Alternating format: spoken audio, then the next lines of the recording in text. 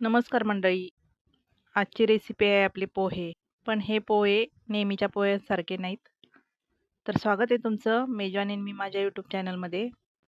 आज आपण करत आहोत पुदिना फ्लेवरचे पोहे. तेच तेच पोहे खाऊन कंटाळा येतो. त्यामुळे थोडंसं वेगळं काहीतरी आज मी ट्राय करणार आहे. त्यासाठी इथे घेतलाय मी पुदिना, हिरवी मिरची आणि हिरवीगार अशी कोथिंबीर. हे आपण सर्व छान असं मिक्सरला याची बारीक पेस्ट करून घेणार आहोत. म्हणजे छान अशी आपली पेस्ट तयार होते.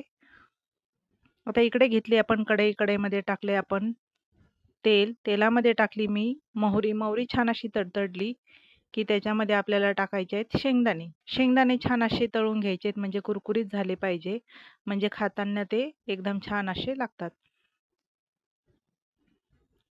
त्यानंतर त्याच्यामध्ये टाकायचा आहे कढीपत्ता. कढीपत्ता देखील छान असा फ्राय करून घ्यायचा. कढीपत्ता फ्राय झाला की त्याच्यामध्ये टाकायचा आहे आपल्याला कांदा. कांदा हा उभा पातळच मी चिरून घेतला होता. तोच कांदा पोह्यांमध्ये खूप छान लागतो. अशाच पद्धतीचा कांदा नेहमी पोह्यामध्ये टाकला पाहिजे, त्यामुळे थोडीशी चवीला देखील वेगळे लागतात पोहे. आता हे सर्व छान असं परतून झालं की त्याच्यामध्ये टाकायचे आपण तयार केलेलं मिश्रण, म्हणजे जे की आपण पुदिना, हिरवी मिरची आणि कोथिंबीरची पेस्ट केली ते याच्यामध्ये टाकून घ्यायची आणि छान असं फ्राय करून घ्यायचं. बघा इकडे मी छान असे पोहे भिजवून घेतले होते. छान असे ते सॉफ्ट भिजले गेलेले आहेत. आता आपण टाकणार आहोत हळद. हळद देखील आपण याच्यामध्ये छान अशी परतवून घ्यायची. हळद परतत आली की आपण याच्यामध्ये टाकणार आहोत चाट मसाला.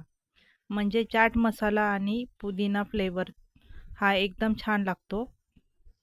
तुम्ही देखील अशा पद्धतीचे पोहे नक्कीच करून बघा, खूप छान लागतात टेस्टला. आता हे मिश्रण छान असं परतून झालं की याच्यामध्ये आता आपण पोहे टाकून घेणार आहोत.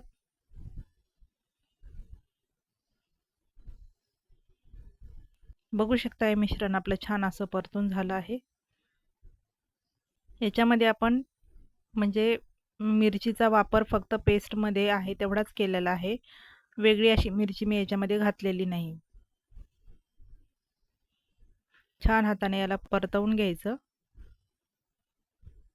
बघू शकताय छान आपले पोहे आपले छान परतून झाले. आता आपण याच्यावरती एक झाकण ठेवून देणार आहोत.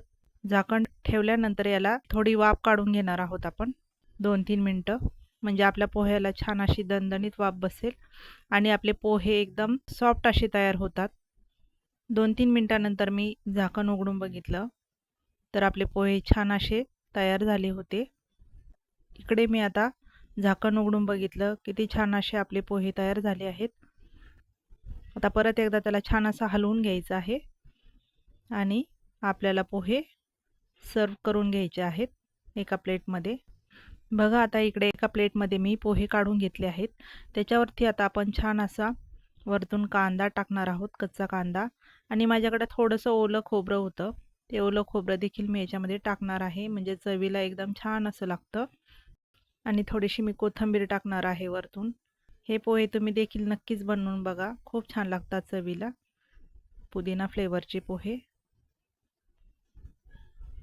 पोहे कसे झालेत नक्कीच कमेंट बॉक्समध्ये सांगा. व्हिडिओ आवडला असेल तर लाईक करा, शेअर करा, कमेंट करा आणि चॅनलला सबस्क्राईब करायला विसरू नका. भेटूया नवीन व्हिडिओमध्ये. धन्यवाद.